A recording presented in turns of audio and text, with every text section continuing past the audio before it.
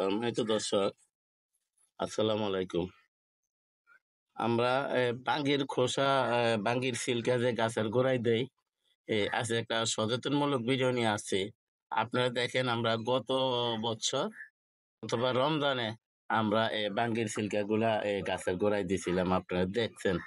আর যতবারে দিছি আমরা ভিডিও আছি, কিন্তু গাছ কিন্তু এখনো ওঠে। এই যে দেখেন, কালকে এগুলি উঠে ফালাইছি, আবার এই যে আবার উঠতেছে।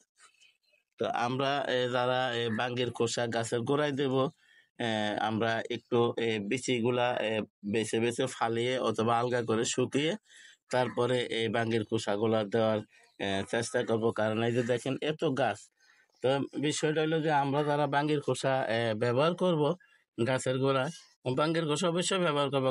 আপনার তরমুজের খোসা, বাঙ্গির খোসা, বিভিন্ন সবজির খোসা তো ব্যবহার করিয়ে। তো আমরা এটির সাথে আমরা এই বাঙ্গির খোসাগুলো, আপনার যে বিচিগুলো আছে, এগুলি কষ্ট করে বাইচা ফালাইতে হবে। আপনারা দেখেন, আমরা এই যে রমজানও দিছি যে বাঙ্গি খাইয়া, এই যে ছোলকাগুলা, এই বিচি কিন্তু এখনো উঠতেছে, আর এই সারা জীবনে উঠতেছে আর ফালাইতেছি। তো হয়তো বলতে পারেন যে বীজ থেকে গাছ উঠলে আপনার সমস্যা কি? বীজ থেকে গাছ উঠলে সমস্যা আছে। আমরা যখন রোপণ করি তখন ওঠে না। আমরা যখন এক গাছের গোড়ায় সার হিসাবে ব্যবহার করি তখন কিন্তু গাছগুলো ওঠে। তো এইখানে কিন্তু অন্য গাছের সমস্যা হইতেছে। তা আমাদের তো এত গাছেরও প্রয়োজন নেই। আমরা হয়তো একটা এই যে একটা রাখলাম, এই যে একটা রাখলাম, বাকিগুলা এই যে ফালাই দিতে হইব। কিন্তু এই যে আজকে ফালাইতেছি, আবার দেখা যাবে পরশুদিন আবার গাছ উঠছে। তো আমরা এই কারণে আমরা এই যে বিচিগুলা আলাদা করে ফালাই ফালাই বাচ্চা তারপরে খোসাগুলো দিব। তো আমরা যারা বাঙ্গির খোসা সবসময়, আমরা যারা বাঙ্গির খোসা এই গাছের গোড়ায় ব্যবহার করব, আমরা কিন্তু এই যে এরকম এই বিচিগুলা আলাদা করে ফালাই তারপরে দেব।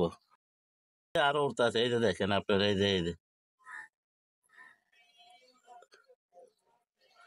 তো দয়া করে আমার চ্যানেলটা সাবস্ক্রাইব করেন এবং বেল আইকনটা বাজাই দেন, আমি যাতে এই ধরনের ভিডিওগুলো ছাড়ার সাথে সাথে আপনাদের হাতে পৌঁছায় যায়, আপনারা দেখতে পারেন, শিখতে পারেন। তো এইগুলি দিয়ে আরো কাজে লাগান যায়। গাছগুলো আর একটু বড় হলে এখান থেকে উঠে নিয়ে এটা ছোট ছোট করে কাইটা আমরা যে তরল জৈব সার বানাই এখানে ব্যবহার করা যায়।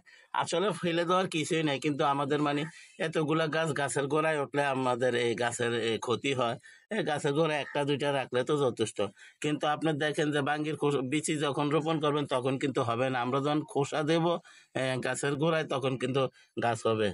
তো আশা করি বিষয়টা বুঝতে পারছেন। দয়া করে আমার চ্যানেলটা সাবস্ক্রাইব করেন এবং বেল আইকনটা বাজিয়ে দেন, আমি যাতে এই ধরনের ভিডিওগুলো ছাড়ার সাথে সাথে আপনাদের হাতে পৌঁছায় যায়, আপনারা দেখতে পারেন, শিখতে পারেন, জানতে পারেন। তো সবাইকে ধন্যবাদ জানিয়ে আজকের মতো এখানে রাখি। আসসালামু আলাইকুম ওয়া রাহমাতুল্লাহি ওয়া বারাকাতুহু।